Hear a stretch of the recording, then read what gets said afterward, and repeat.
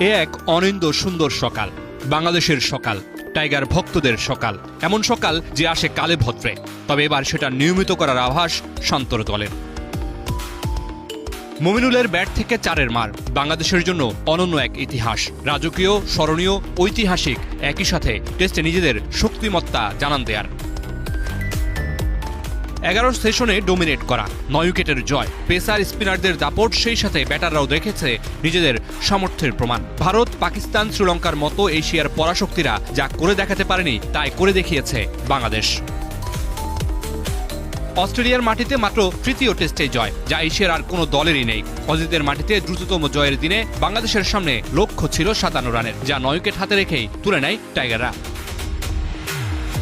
4 উইকেটে 161 রানে চতুর্থ দিনের শুরুটা করেন দুই অজি ব্যাটার ক্যামেরুন গ্রিন ও অ্যালেক্স ক্যারি। দিনের শুরুটা ভালো হয়নি স্বাগতিকদের। ব্যক্তিগত 30 রানে ক্যারিকে ফিরিয়ে অজি বধের শুরুটা করেন মেহেদী মিরাজ।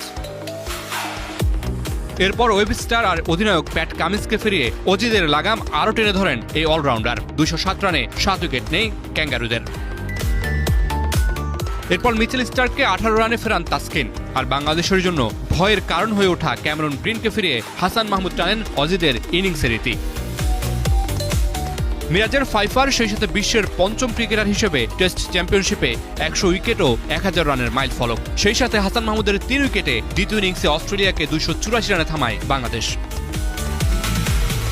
57 রানের টার্গেটে তানজিদ তামিম 0 রানে ফিরলেও সাতমান আর মুমিনুল ঐতিহাসিক জয়টা নিশ্চিত করেই মাঠ ছাড়েন, যে জয় বাংলাদেশের ক্রিকেটে ইতিহাসের সেরা অর্জন হয়েই থাকবে। Mamunur Rashid, star play.